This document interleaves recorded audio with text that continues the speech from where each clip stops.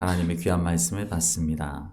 하나님, 이 말씀을 함께 나누는 이 시간에 성령께서 그 사람의 심령 가운데 내주하시고 조명하여 주셔서 말씀의 참뜻을 밝히 깨달아 알게 하시고 또한 말씀 가운데 우리에게 보여주시는 놀라운 능력으로 살아가는 주의 백성들 되게 하여 주옵소서. 예수 그리스도의 이름으로 기도합니다. 아멘. 할렐루야. 오늘 우리가 로마서 말씀을 함께 보겠습니다. 우리 지난 시간까지 사도행전 말씀을 함께 보았습니다. 오늘은 로마 교회에 보낸 편지, 바울 사도가 쓴 편지죠.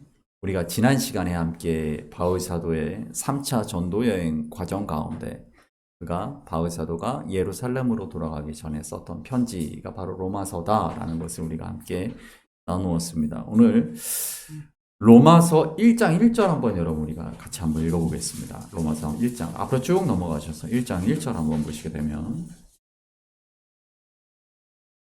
함께 있습니다. 예수 그리스도의 종 바울은 사도로 부르심을 받아 하나님의 복음을 택정함을 입었으니 아멘. 로마서 시작을 바울은 이렇게 시작합니다. 예수 그리스도의 종 바울은, 제가 예전에도 그런 말씀드린 적이 있는데 성경 각 권의 가장 핵심, 가장 중요한 주제의 말씀은 보통 1장에 나오죠. 첫 장에 나옵니다. 그 중에서도 1절에 전체의 메시지를 담고 있는 아주 중요한 내용을 담고 있는 경우가 많아요. 1장 1절 이 말씀은 그냥 단순한 편지의 첫 인사와 같이 우리에게 느껴지지만 사실은 이 말씀의 의미를 다시 보게 되면 로마서 16장 전체에서 가장 중요한 메시지 중에 하나가 이 안에 있다는 걸 우리가 알 수가 있습니다. 다시 한번 읽어볼까요? 다시 한번 읽어보겠습니다. 시작. 예수 그리스도의 종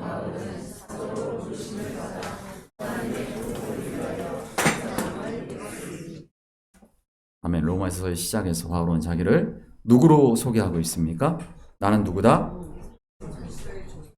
그리스도의 종이다 라고 얘기를 합니다.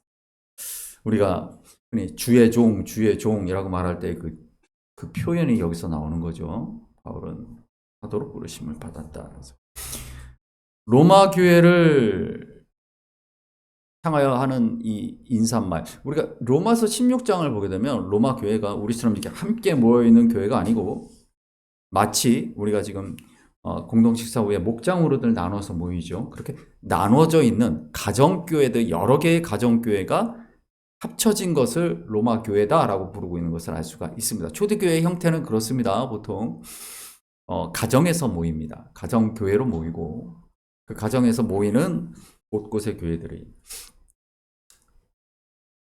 늘 매주 그렇게 모이는 게 아니라 때를 따라 함께 모일 때가 있어요. 함께 모일 때가 있게 되는데 나중에 우리가 이제 다른 바울 서신을 보면서 볼 수도 있겠지만 그런 여러 가정교회가 함께 모이게 되는, 보통 가정교회의 리더로 말씀을 전하고 인도하는 집사가 그 역할을 맡았습니다.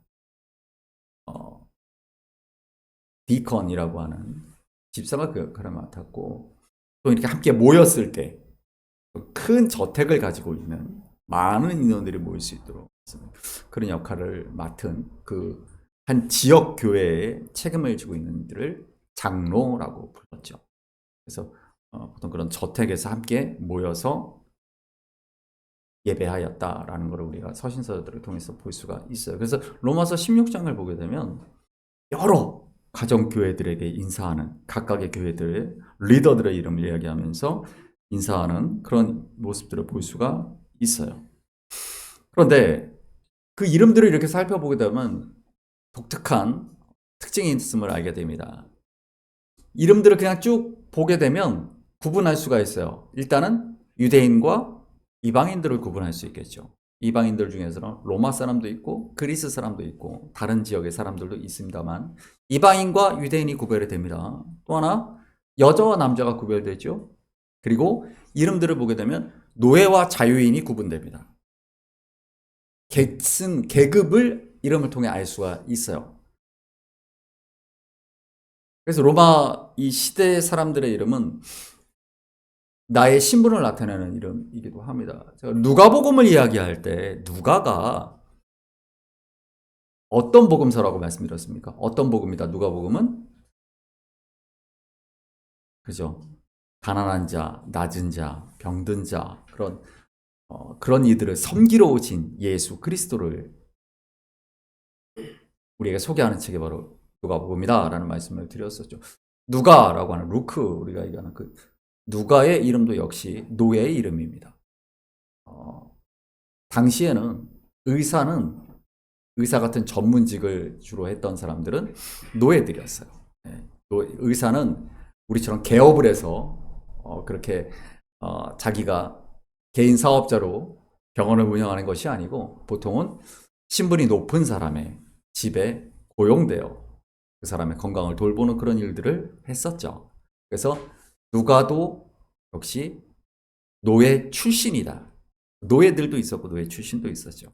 기록을 보게 되면 로마 제국의 당시에 특히 이 1세기 이쯤에는 로마의 인구 비율 같은데 많게 보면 한 40% 이상이 노예였다. 로마 제국이 곳곳에 영토를 확보해 나가면서 정복 전쟁을 벌였죠. 그래서 많은 노예들을 끌고 옵니다. 로마 시민들은 노동을 하지 않죠. 로마는 노예의 노동에 의해서 운영되던 도시죠. 제국이었죠. 그래서 수많은 노예들이 있었다. 그러니까 로마서 16장의 말씀을 보게 되면 노예 출신들의 이름들이 많이 나옵니다. 예수 그리스도의 종, 여기서 종은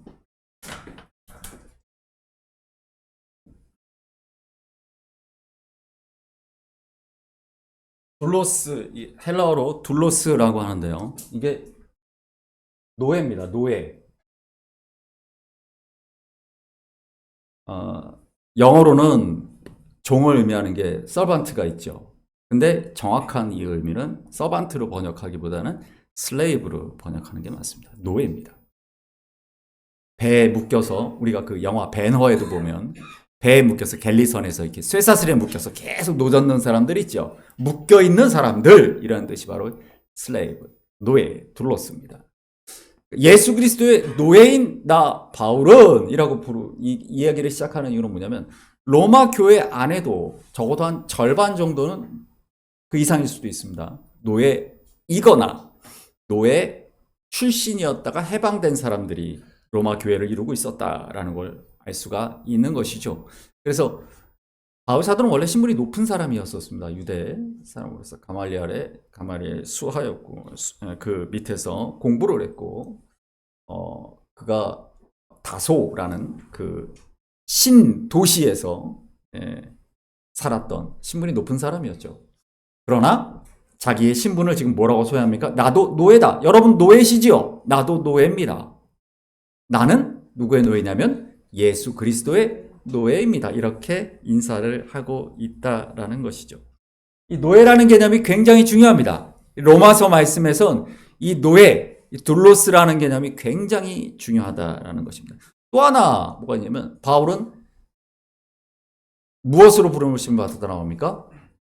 사도로 부르심을 받았다라고 말하죠. 이것도 굉장히 중요한 개념입니다.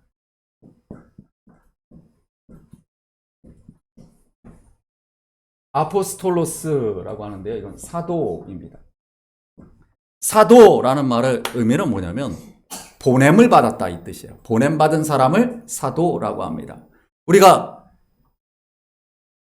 부르심을 받은 사람, 주님이 부른 사람을 뭐라고 말합니까? 제자라고 하죠. 제자는 뭐냐면 주님이 부르셔서 가르치는 사람이죠. 그래서 주님을 따라가는 사람입니다. 그러면 사도는 누구냐? 보냄받은 것이죠. 아까 우리가 찬양할 때 가서 제자 삼으라 할 때 그 말씀, 그 명령, 그 사명을 받은 사람들이 사도예요. 아포스톨로스라는 거죠. 보내다, 아포스텔로의 보내다라는 그 아포스텔로의 명사형이죠. 그래서 나는 누구냐? 나는 예수 그리스도의 노예다. 그리고 나는 부름을 받아서, 제자로 부름 받아서 복음을 전하는 사도로 보냄받았다. 누구에게? 여러분들에게. 나의 소명은 무엇인가? 하나님의 복음을 위해 택함을 받은 사람입니다. 네. 이건 바울 사도의 자신을 소개하는 말이기도 하지만 오늘날 그리스도인은 누구냐? 오늘날 그리스도인은 누구냐? 나는 누구냐? 여기에 우리의 소개말이 다 들어있어요. 나는 주님의 종이고, 주님의 종이다라는 말이 뭐겠습니까? 결국 슬레이브라는 말은 매여 있다라고 말씀드렸죠. 그래서 나는 예수 그리스도의 소유입니다. 나는 내 것이 아닙니다. 김은서는 김은서의 것이 아니고 나의 주인은 예수 그리스도입니다. 라고 고백하는 것이죠. 이게 성도의 고백이죠. 그래서 이 종이다 라고 고백하는 이 말 속에는 굉장히 많은 의미를 가질 수 있다. 많은 의미를 우리가 알 수 있다라는 것입니다. 나는 없습니다. 나는 아무 존재도 아닙니다. 나를 통해 주님만 드러나기를 원합니다. 이런 표현들이 다 이 안에 들어있는 것이죠. 또 한 가지는 뭐가 있냐면 노예들이 많다라는 이 말씀에서 오늘날 우리가 주일에 예배를 드리는 그 첫 시작이 여기서 시작됐다는 걸 알 수가 있어요. 예전에도 말씀드렸지만 우리 달력이 지금 로마 시대 때 정한 율리우스력입니다. 로마 시대 때부터 우리 달력이 이 형태가 정해졌어요. 달력에 월화수목금토일이라고 우리가 부르지만 사실은 제일 앞에 있는 날이 뭡니까? 무슨 요일이에요? 일요일이죠. 일요일로 시작합니다. 이제 로마 시대 때 정해진 거예요. 일요일로 시작해요. 일, 월, 화, 수, 목, 금, 토로 끝납니다. 그러니까 일곱째 날이 끝나요. 일곱째 날이 뭐 하는 날이냐? 제사 지내는 날이에요. 휴일이에요. 그래서 지금도 토요일을 홀리데이라고 해요. 주일이 홀리데이가 아니고 토요일을 홀리데이예요. 그날 제사 지내고 쉬는 날이에요. 유대인들은 그날을 안식일이라고 불러요. 그런데 그리스도인들은 그날 예배드리지 않았어요. 여러분 서신서들을 보면 알겠지만 안식일 다음날 모였다. 왜 안식일 다음날 모이죠? 예수 그리스도께서 안식일 다음날 부활하셨기 때문이죠. 그러다 보니까 이 초대교회 당시에 복음서가 쓰여지고 서신서가 쓰여지고 있던 당시에는 일요일은 쉬는 날입니까? 일하는 날입니까? 일하는 날이에요. 토요일이 쉬는 날이란 말이에요. 다 제사를 그날 지내요. 근데 그리스도인들은 그날 모이지 않고 일하는 날 모여요. 그러니까 어떻게 해요? 출근하기 전에 일찍 모여서 예배드리고 일 다 끝나고 저녁에 퇴근해서 떡을 뗐다. 함께 식사하고 떡을 뗐다. 이게 그래서 오전과 저녁에 예배하는 전통이 된 겁니다. 지금도 이 전통을 지켜야 된다라고 하시는 말씀 그런 분들도 많이 계시지만 이것은 그러니까 자유인들로 이루어졌다면 그럴 필요가 없겠죠. 근데 문제는 뭐예요? 내 마음대로 시간을 활용할 수 없는 노예들이 거의 절반을 차지하고 있던 시대였다라는 것이죠. 그러니까 주인의 허락 없이 쉴 수가 없죠. 그래서 주일날, 즉 일요일 일하는 날, 출근하는 날, 그날 모여서 예배했기 때문에 아침과 저녁으로 두 번 나눠서 모였다라는 거예요. 그게 오늘날 우리가 주일 예배를 오전과 저녁에 모이는 혹은 새벽에 모이는 그런 전통이 됐지만 의미를 우리가 기억할 필요가 있다라는 것입니다. 굳이 일하는 날 그렇게 힘들게 모여서 그러니까 바울 사도가 설교할 때 너무 피곤해갖고 유두고가 떨어져 죽잖아요. 졸다가 설교가 길기도 했겠지만 하루 종일 열심히 일하고 유두고라는 이름 자체가 노예의 이름이죠. 열심히 일하다가 온 거예요. 열심히 일하고 와서 피곤한 몸으로 설교를 듣다가 떨어져 버리는 그런 이야기가 발생하는, 그런 상황이 발생하는 이유가 뭐냐면 바로 이 당시에 노예가 굉장히 많았던 초대교회, 로마 교회의 모습을 우리가 볼 수가 있다라는 것이죠. 또 한 가지, 로마서 16장에 그렇게 나눠져 있는 교회들이 많다라는 것, 그걸 보게 되면 우리가 뭘 할 수 있냐면 자유인은 자유인끼리, 노예는 노예끼리, 여자는 여자끼리 이렇게 나눠서 예배드렸다는 걸 우리가 알 수가 있습니다. 갈라져 있었다. 그게 로마 교회의 모습이었다라는 것이죠. 그리고 로마 교회에 대해서 우리가 성경을 통해서 알 수 있는 부분은 사도행전 18장 말씀입니다. 1절에서 3절까지 말씀 한번 보겠습니다. 읽어봅니다. 시작. 그 후에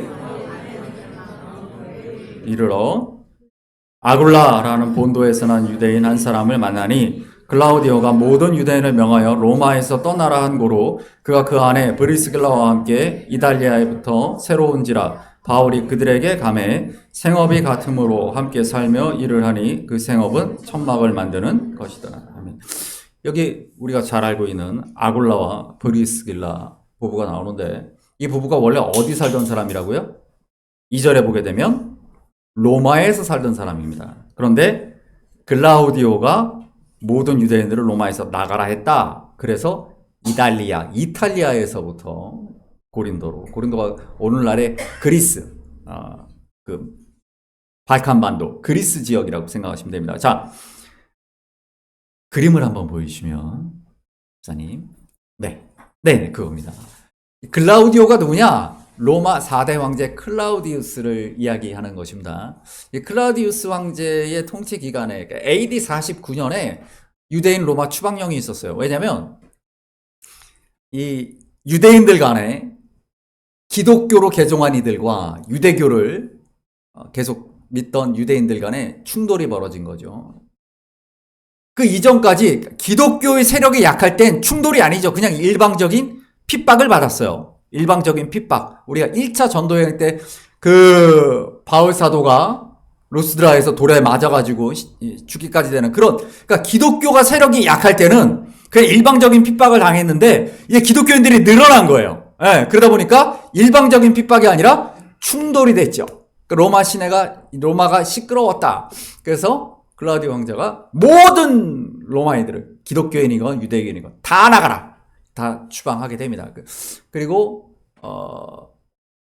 로마 황제 글라우디오가 죽은 후에 5년이 지나서 AD 54년 그때 돌아가게 됩니다. 그래서 로마서 16장에도 보면 아굴라 브리스길라 이름이 나오죠. 그러니까 다시 돌아온 거예요. 예. 그러니까 이 18장에서 바울이 그 부부와 만난 건 2차 전도여행 때고요. 3차 전도여행을 하면서 마지막에 로마서를 썼을 때는 이미 아굴라와 브리스길라가 로마 돌아가서 로마에 또 교회를 세우고 가정교회를 이루고 있었다라는 걸 우리가 알 수가 있죠. 그런데 왜 그들이 그렇게 나눠져 있었을까? 로마서를 읽다 보면 로마 교회가 좀 심각한 분열 상태에 있었다는 걸 알 수가 있어요.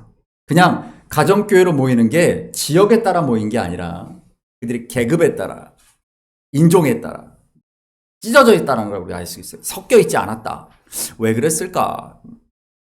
이 로마 추방령에서 우리는 그 이유를 알 수가 있습니다. 처음에는 어땠습니까? 처음에 로마의 교회가 왜 세워졌겠어요? 처음에는 사도행전 2장에 오순절로 로마에서 예루살렘에 왔던 이들이 성령의 놀라운 강림 사건으로 인하여서 그들이 세례를 받고 교인이 됐죠. 돌아가서 로마의 교회를 세웠을 것이다. 그렇다면 처음에 로마 교회는 다 누구였다? 유대인들이었다. 유대인들이었는데 새신자들이 늘어나요. 이제 로마 사람들이, 이방 사람들이 새신자로 들어와서 로마 교회를 함께 이루었어요. 그런데 추방됐다가 돌아오고 나서는 어떻게 됐을까요? 교회의 리더 역할을 했던, 우리식으로 얘기하면 우리 장로님, 안수 집사님, 권사님, 집사님 이런 리더들이 다 쫓겨났어요. 그럼 이제 초신자들만 남은 거예요. 네. 나 어제 세례 받았는데 이런 사람들만 남은 거죠. 그런데 그렇다고 해서 교회가 문을 닫아요? 아니죠. 계속 예배 드려야죠. 그러니까 어떻게 됩니까? 뭐 예수 믿은 지 6개월 된 사람, 1년 된 사람, 이런 초신자들이 아직 집사직분 못 받았는데 그래도 말씀 전하고, 그래도 목자하고 이렇게 된 거죠. 구역장하고 이렇게 된 겁니다. 그렇게 5년이 지나간 거예요. 그리고 나서 다시 리더였던 이들이 돌아오게 된 것이죠. 일단 거기에서 하나의 갈등이 발생할 수밖에 없었다라는 것이고요. 두 번째는 뭐냐면 문화의 차이에서 발생하는 문제입니다. 여러분들 코셔에 들어보셨습니까? 코셔?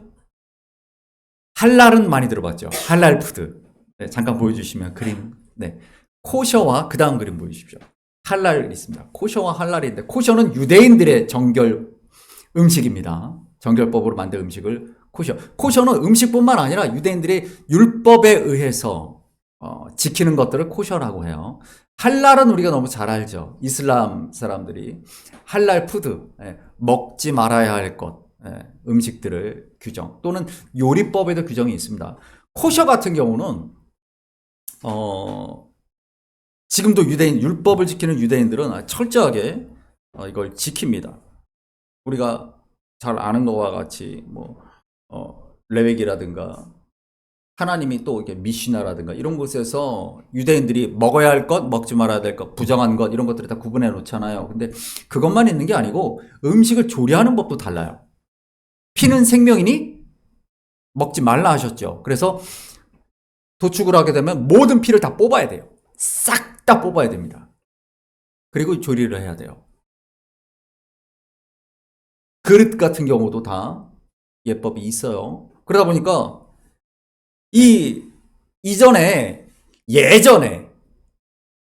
추방되기 전에 함께 예배할 때는 그 모든 일들을 누가 관장했겠어요? 유대인 기독교인들이 관장했겠죠. 그러니까 자기들이 먹는 거를 이방인들이 같이 먹었어요. 그때 문제가 없었어요. 그런데 5년이 지나가다 돌아왔는데 이제 그동안에 이방인들은 어떻게 먹었겠어요? 자기들 방식대로 먹었겠죠. 아무 거리낌 없이 아무거나 다 먹는단 말이에요. 돼지도 먹고 메기도 먹고 꽃게도 먹고 다 먹었겠죠. 거침없이 다 먹었을 거예요. 근데 문제는 이제 유대인들이 돌아오고 나니까 그런 것들을 먹으면 문제가 생기는 거예요. 그래, 그럼 유대인들이 먹을 수 있는 소고기를 먹자. 근데 소도 그냥 우리 김혜건 집사님 소고기 좋아하시죠? 네, 소고기 왜 좋아하세요? 맛있으니까. 소고기가 육즙이 많고 막 이런 게 맛있죠. 네. 근데 유대인들은 그렇게 안 먹어요. 피를 다 뽑는다니까요. 수분을 다 뽑아내요. 그 맛있겠어요? 그렇죠. 맛 없어요. 그러니까 이방인들은 그렇게 조리 안 해요. 그냥 피기 가득한 거 막 레어로 막 굽고 막 한단 말이에요. 그래 맛있으니까. 유대인들이 그걸 먹어요? 안 먹죠. 야, 그러니까 우리가 따로 하자. 갈라지자. 니네 음식 우리랑 맞지 않으니까 갈라지자. 굉장히 여러 가지 문제들, 이런 걸로 나뉘어져 있었다라는 걸 알 수가 있다라는 것이죠. 특히 신명기 14장 말씀 보시게 되면 21절입니다. 읽어볼까요? 너희는 너희 하나님 여호와의 성민이라. 스스로 죽은 모든 것은 먹지 마. 그것을 성중에 거류하는 객에게 주어 먹게 하거나 이방인에게 파는 것은 가하니라. 너는 염소 새끼를 삼지 말지니라. 아멘. 승효가 제일 좋아하는 햄버거는 뭐? 치즈버거. 유대인들은 치즈버거를 먹지 않습니다. 왜 안 먹을까요? 고기와 치즈는 뭘로 만듭니까? 우유로 만들죠. 그래서 같이 안 먹습니다. 못 먹어요. 치즈버거를 먹을 수가 없어. 유대인 호텔에 가서 여러분 식사를 하실 때 빵이 나왔는데 빵과 이 소고기가 나오고 빵이 나왔어요. 네, 빵에다 발라 먹을 버터나 같이 마실 우유를 왜 안 줄까? 그래서 셰프한테 달라 그러면 화냅니다. 화내. 왜? 같이 못 먹어요. 먹을 수가 없어요. 닭고기와 계란이 같이 나오지 않아요. 네, 이런 차이가 있습니다. 한국 성지순례 팀들이 가면 싸웁니다. 와, 우리를 무시하는 거냐? 아니, 우유 좀 달라 그러는데 왜 안 주냐? 막 싸운단 말이에요. 이게 코셔예요. 굉장히 중요합니다. 여러분들 제가 지난번에 여기 양강나팔 불었었는데 이스라엘 그 성지순례 가시는 분들이 나중에 우리 청소년 성지순례 팀들이 갔다가 이 기념품들을 사옵니다. 나팔을 제가 지난번에 보여드렸는데 양강나팔 큰 거를 제가 예전에 한번 사갖고 힘들게 들고 온 적이 있는데 그 나팔이 예루살렘 거리에서는 사면 10불입니다. 10달러에 삽니다. 근데 코셔라고 인증서가 붙은 것은 100불입니다. 달라요. 왜 다르냐? 코셔에 따라서 만드는 법이 있어요. 일체의 다른 어떤 세제라든가 이런 것들로 닦으면 안 돼요. 그 굉장히 냄새가 나거든요. 그 실제 짐승의 뿔을 그냥 잘라서 그냥 말린 거예요. 코셔는 그냥 말려야 돼요. 다른 걸로 뭐 이렇게 화학약품으로 닦거나 그러면 안 돼요. 근데 관광객들한테 팔아야 되니까 막 그런 걸로 빡빡빡 닦아가지고 냄새가 좋게 해가지고 판단 말이죠. 그거는 싸게 파는 그런 거. 코셔는 그래서 이 이스라엘 사람들 지금도 이걸 굉장히 철저하게 지켜요. 그런데 2000년 전에는 얼마나 철저하게 지켰겠습니까? 비행기 타고 갈 때 제가 그런 적이 있었는데 제가 이스라엘에 갈 때 가장 싼 티켓을 끊고 가는 겁니다. 그러니까 막 환승을 2번 하고 가고 막 그래요. 그래서 파리에서 이스라엘로 이제 가게 되는데 식사를 생각해 막 영화를 쭉 보고 가다가 밥을 주는데 이제 나에게도 밥을 주겠구나 했더니 저는 안 주고 제 옆자리 사람들한테만 주고 그냥 지나가는 거예요. 뭐 드시겠냐고 물어보지도 않고. 그래서 물어봐야 되나 이러고 있는데 눈치를 쓱 보니까 나만 못 받는 게 아니다. 못 받는 사람들이 많구나라는 걸 알게 됐죠. 그래서 이게 코셔구나. 그러니까 미리 주문을 합니다. 할랄 푸드나 코셔 푸드를 먹는 사람들은 미리 주문을 해요. 그래서 그분들은 따로 코셔의 정결 예법에 따른 식사를 미리 받아요. 그래서 먹고 있으면 나중에 다 나눠준 다음에 스튜어디스가 와서 묻지요. 빵 드실래요? 뭐 밥 드실래요? 뭐 이런 식으로 일반식을 먹는 사람들은 따로 묻습니다. 이런 차이 아직도 그걸 지키고 있다라는 것이죠. 그러니 당시에 복음이 전파되고 있을 때 이런 충돌이 얼마나 심했겠습니까? 그래서 갈라디아서에 그런 얘기가 있는 것이죠. 로마서 3장 22절 말씀 우리가 잠깐 보시게 되면 22절입니다. 한번 읽어봅니다. 곧 예수 그리스도를 믿음으로 말미암아 모든 믿는 자에게 미치는 하나님의 의인이 차별이 없느니라. 29절입니다. 하나님은 다만 유대인의 하나님이시냐 또한 아니시냐 진실로 이방인의 하나님도 되시느니라. 그러니까 로마 교회가 이방인, 유대인 이런 식으로 갈라져서 다투고 있었단 말이에요. 그 갈등이 있었단 말이에요. 돌아오게 되면 5년 만에 나 전도했던 분이야. 나 세례 교육해 주셨던 분이야. 우리 말씀 전해 주셨던 분이야. 이러고 막 처음에는 반가워했는데 그 후로는 여러 가지 갈등으로 인해서 찢어지고 아예 얼굴도 안 보고 있었던 분열돼 있었던 상황이죠. 그 속에서 바울 사도는 로마서를 통해서 뭐라고 얘기를 하냐면 하나님 안에서 너희가 한 뜻, 한 마음이 돼야지. 그러한 차이들, 또한 너희들이 갖고 있었던 그 작은 기득권들, 내가 존중받지 못한다고 생각하고, 나를 무시한다고 생각하고, 그런 것들 때문에 너희가 얼굴도 안 보고, 그게 분열되어 있다고? 그게 하나님의 뜻이냐?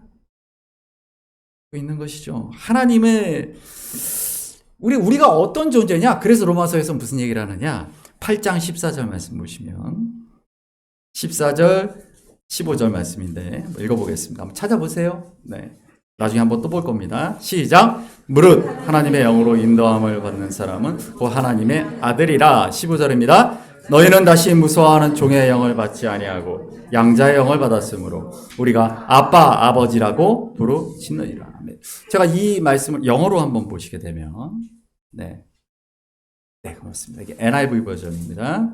여기 보게 되면 아빠라는 말이 한글 아빠가 아니다라는 말씀을 드렸죠. 네, 영어로도 ABBA, 영어로 아빠입니다. 이거는 지난번에 말씀드렸던 것처럼 무슨 뜻이라고요? 다스리시는 아버지라는 뜻이다라는 말씀을 드렸습니다. 그러니까 왕이신 하나님을 의미하는 것이 바로 이 뜻이죠. 그리고 양자로 번역된 영어로는 sonship이죠. sonship. 이게 무슨 뜻입니까? 이 ship이라는 전비사가 어떻게 붙죠? 어떤 우리가 뭐 멤버십, 리더십 이렇게 붙일 때 어떤 자격, 그렇죠? 이런 것을 의미할 때, 그러니까 아들의 자격, sonship이라고 말하는 건 아들의 자격이라는 뜻입니다. 우리가 아들의 자격을 받았다. 에베소서 1장 4절 5절 말씀 보시겠습니다. 읽습니다. 시작. 곧 창세전에 그리스도 안에서 우리를 택하사 우리로 사랑 안에서 그 앞에 거룩하고 흠이 없게 하시려고 그 기쁘신 뜻대로 예수 그리스도로 말미암아 자기의 아들들이 되게 하셨으니. 로마서 8장 23절 말씀도 봅니다. 그뿐 아니라 또한 우리 곧 성령의 처음 익은 열매를 속으로 탄식하여 양자 될 것, 곧 우리 몸의 속량을 기다리느니라. 아멘. 갈라디아서 4장 4절 5절 말씀 봅니다. 때가 참에 하나님이 그 아들을 보내사 여자에게서 나게 하시고 율법 아래에게 나게 하신 것은 율법 아래에 있는 자들을 속량 우리로 아들의 명분을 얻게 하려 하심이라. 로마서 9장 4절입니다. 그들은 이스라엘 사람이라. 그들에게는 양자됨과 언약과 율법을 세우신 것과 예배와 약속들이 아멘. 여기서 중요한 단어들이 몇 가지가 나왔는데요. 첫 번째는 아들, 즉 양자에 대한 이야기입니다. 여러분 양자가 됐다라는 말을 들으시면 어떤 의미, 어떤 느낌으로 받아들이십니까? 나는 하나님의 양자다.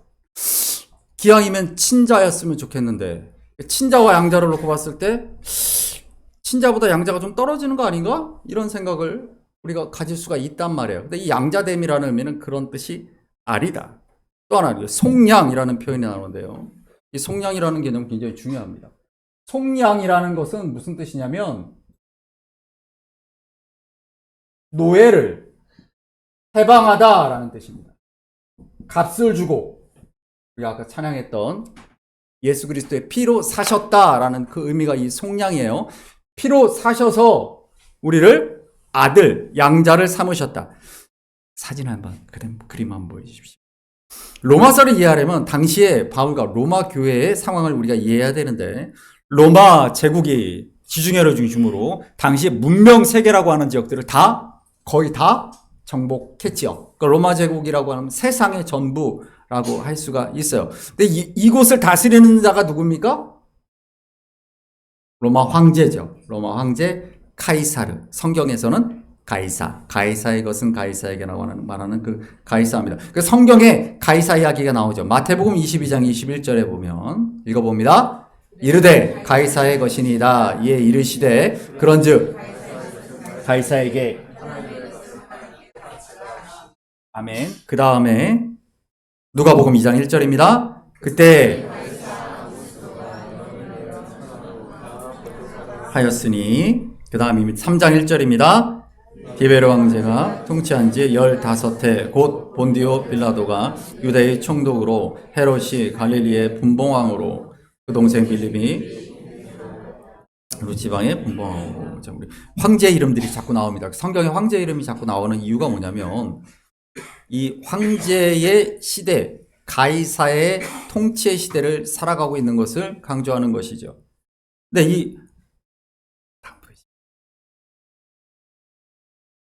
이 황제를 가이사라고 부르는 이유는 마치 이집트의 왕을 우리가 뭐라고 불러요? 파라오. 성경은 바로라고 하죠. 바로. 블레셋의 왕을 아비멜렉이라고 하죠. 아비멜렉. 사람 이름이 아닙니다. 아비멜렉. 아버지가 왕이다. 이런 의미인데 블레셋의 이 시대가 뛰어넘었는데 이 아비멜렉이 왜 계속 나와? 그런데 그 왕의 명칭이에요. 로마 황제의 명칭은 가이사입니다. 그 가이사가 시작된 거 누구로 시작했느냐? 율리우스 카이사르. 우리가 알고 있는 줄리어스 시저라고도 불리는 율리우스 카이사르죠. 이 가이사르가 황제가 되지는 못했어요. 하지만 1대 황제가 누굽니까? 네, 아우구스투스. 카이사르의 양자입니다. 2대 황제가 누굽니까?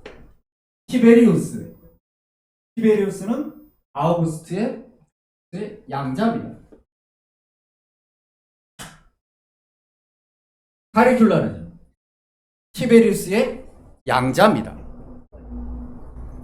클라우디스는 티베리우스의 조카고요.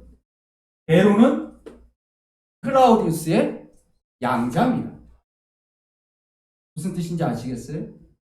다스리시는 아버지의 양자다라는 그 개념이, 그래서 로마서에 나오는 이 개념을 우리가 이해하려면 그냥 성경을 보면서 우리 생각으로 받아들이면 안 돼요.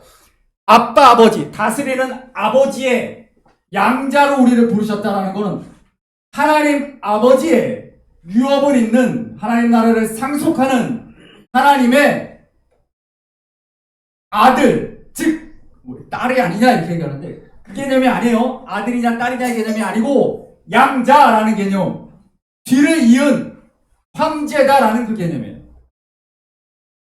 그러니까 로마서를 우리가 이 로마서의 말씀뿐만 아니라 바울 사도가 계속 양자가 됐다, 양자가 됐다라는 그 개념은 뭐냐면 왕이신 하나님, 황제보다 더 온 세계, 온 세상, 온 우주를 다스리시는 아빠, 아버지의 유업을 잇는 상속자다라는 이야기를 강조하기 위해서 하는 겁니다. 그러니까 이 말씀을 읽을 때 양자라는 그 개념은 이 사람들에게 친자와 양자의 개념이 아니에요. 유업을 잇는 자라는 뜻이에요. 얼마나 대단한 것입니까? 그래서 너희가 예수 그리스도의 십자가로 아빠 아버지의 양자가 되었다.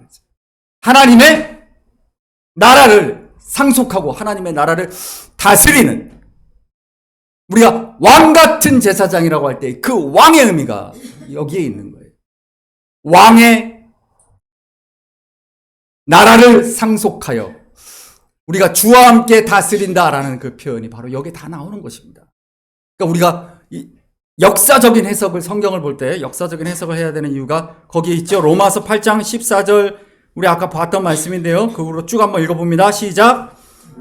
하나님의 영으로 인도함을 받는 사람은 곧 하나님의 아들이라. 너희는 다시 무서워하는 양자의 영을 받았으므로 우리가 아버지라.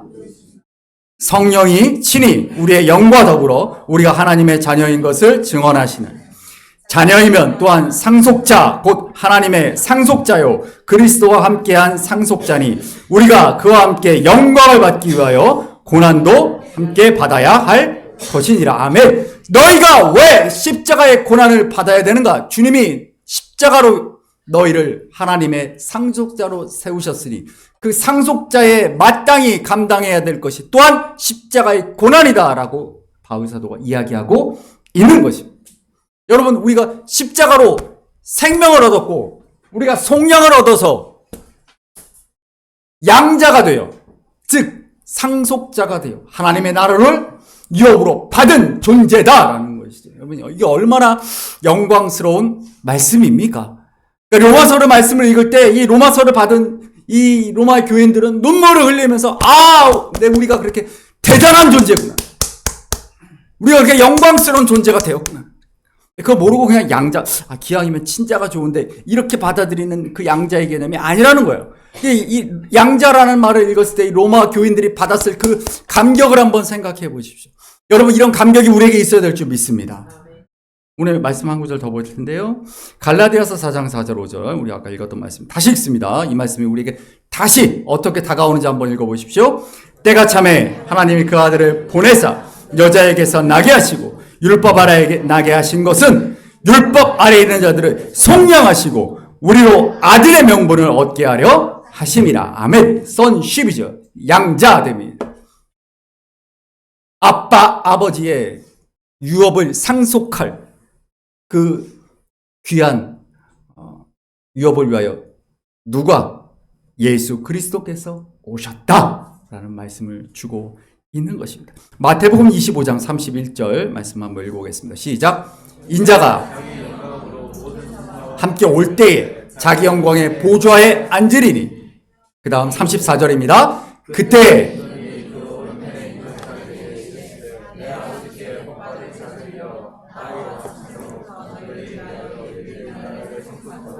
아멘.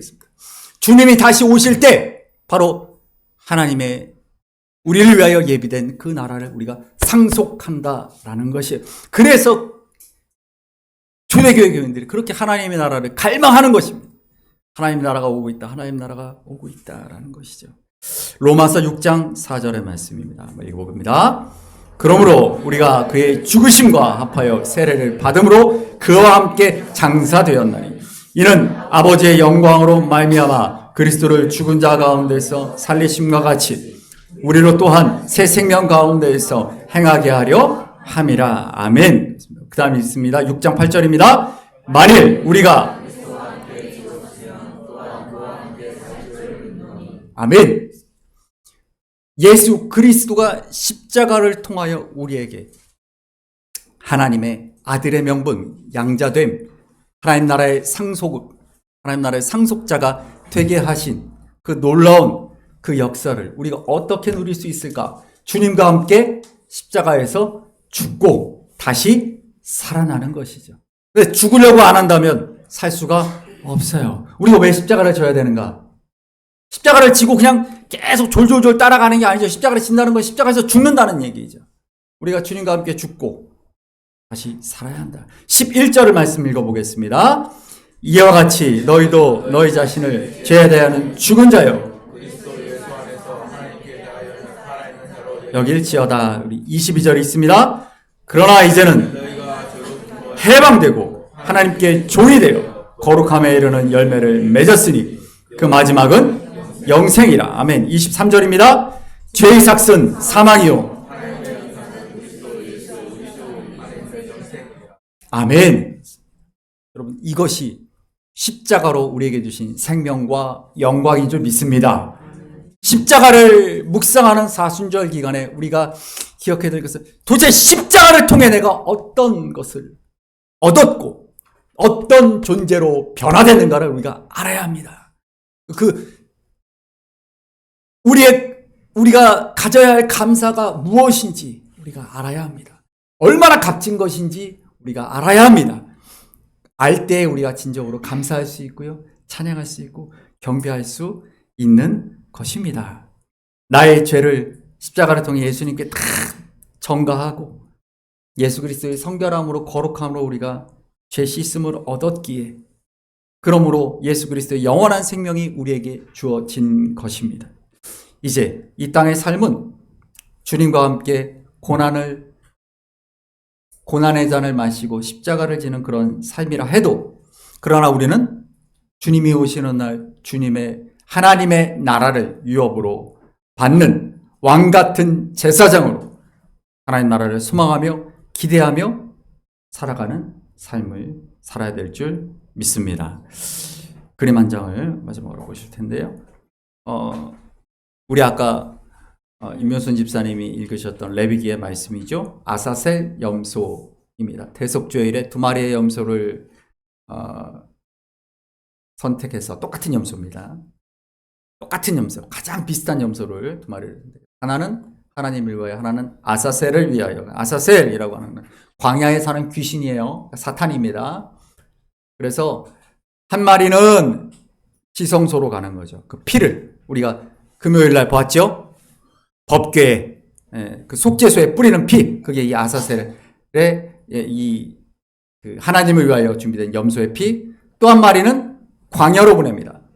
지성소는 어디를 향합니까? 서쪽을 향하지요. 그 반대편은 어디겠어요? 동쪽이지요. 그래서 시편 103편 12절에 그렇게 나오잖아요. 동이 서에서 먼 것 같이 우리의 죄과를 우리에게서 옮기셨으며. 그렇죠. 예수 그리스도, 저 빨간 천을 메고 보내거든요. 붉은 천이 피를 이야기하는 것이죠. 예수 그리스도께서 우리의 죄를 옮기셨다라는 거예요.